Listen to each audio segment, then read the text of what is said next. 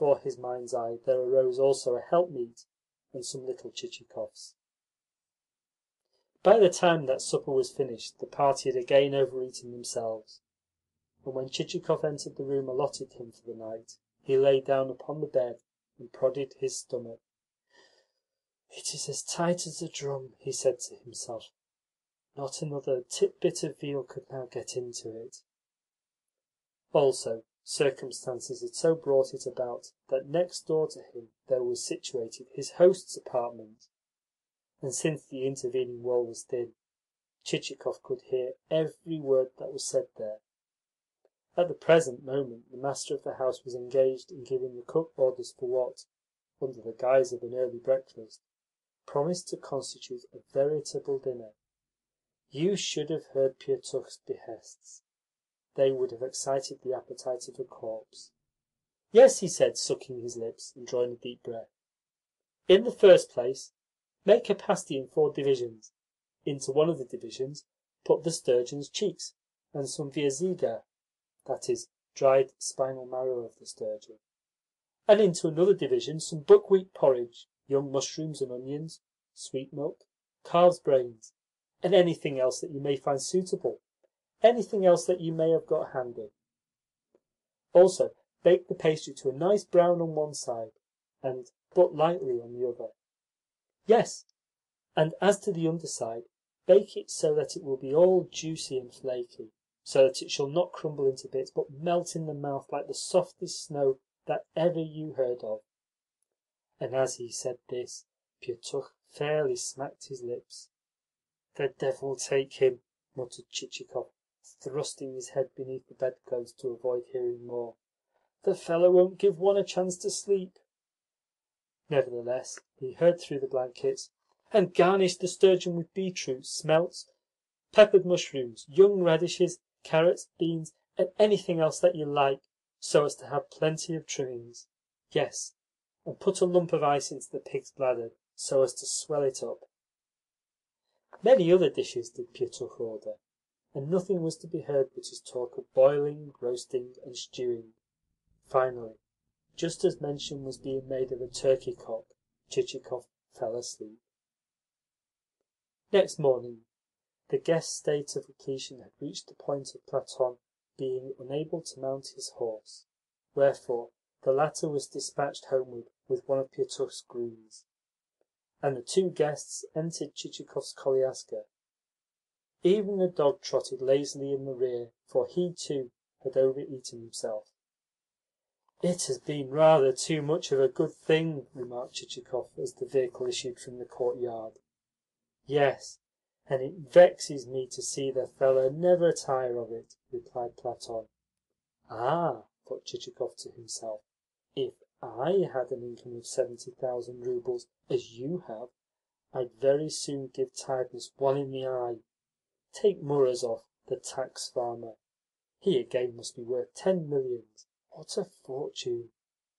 "Do you mind where we drive?" asked Platon. "I should like first to go and take leave of my sister and my brother-in-law." "With pleasure," said Chichikov. "My brother-in-law is the leading landowner hereabouts.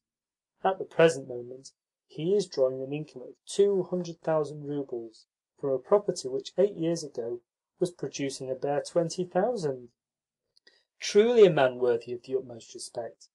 I shall be most interested to make his acquaintance. To think of it! And what may his family name be?" "Konstanzhoglo." "And his Christian name and patronymic?" "Constantine Thedorovitch." "Constantine Thedorovitch Konstanzhoglo. Yes, it will be a most interesting event to make his acquaintance. To know such a man must be a whole education." Here Platon set himself to give Selifan some directions as to the way, a necessary proceeding in view of the fact that Selifan could hardly maintain his seat on the box.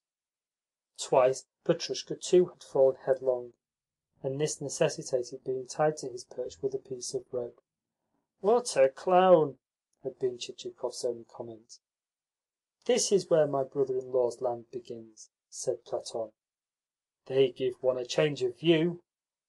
And indeed, From this point the countryside became planted with timber, the rows of trees running as straight as pistol shots, and having beyond them, and on higher ground, a second expanse of forest, newly planted like the first, while beyond it again loomed a third plantation of older trees. Next there succeeded a flat piece of the same nature. "All this timber," said Platon, "has grown up within 8 or 10 years at the most, whereas on another man's land it would have taken 20 to attain the same growth. And how has your brother-in-law effected this? You must ask him yourself. He is so excellent a husbandman that nothing ever fails with him. You see, he knows the soil, and also knows what ought to be planted beside what, and what kinds of timber are the best neighbourhood for grain. Again, everything on his estate is made to perform at least 3 or 4 different functions. For instance, he makes his timber not only serve as timber, but also serve as provider of moisture and shade to a given stretch of land, and then as a fertilizer with its fallen leaves.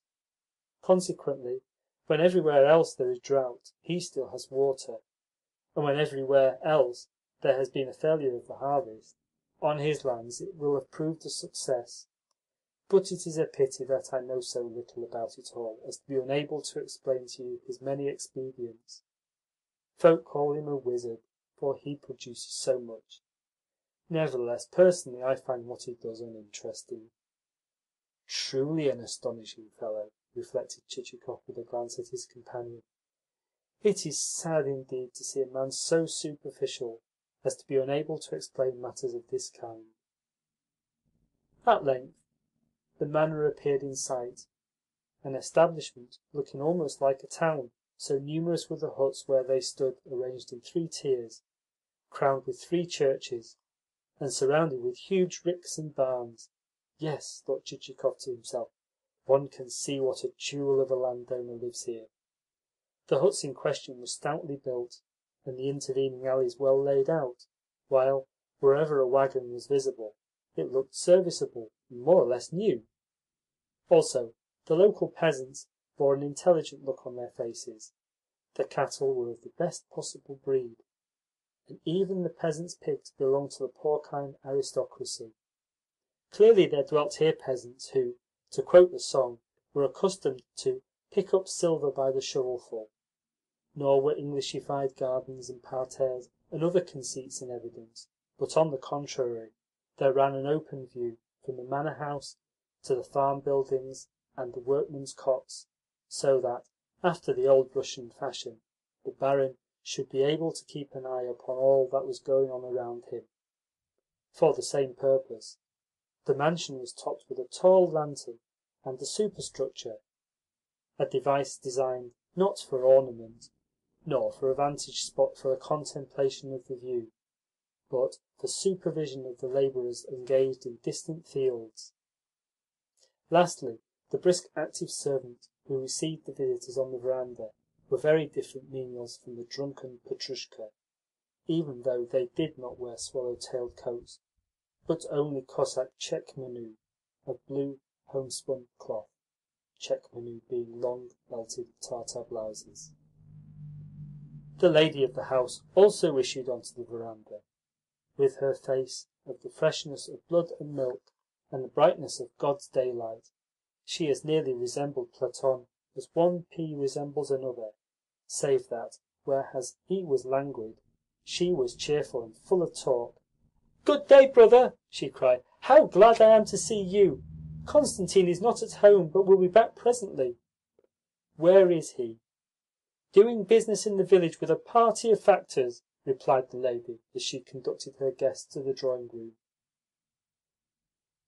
With no little curiosity did Chichikov gaze at the interior of the mansion inhabited by the man who received an annual income of 200,000 roubles, for he thought to discern therefrom the nature of its proprietor, even as from a shell one may deduce the species of oyster or snail which has been its tenant, and has left therein its impression. But no such conclusions were to be drawn. The rooms were simple and even bare. Not a fresco, nor a picture, nor a bronze, nor a flower, nor a china what not, nor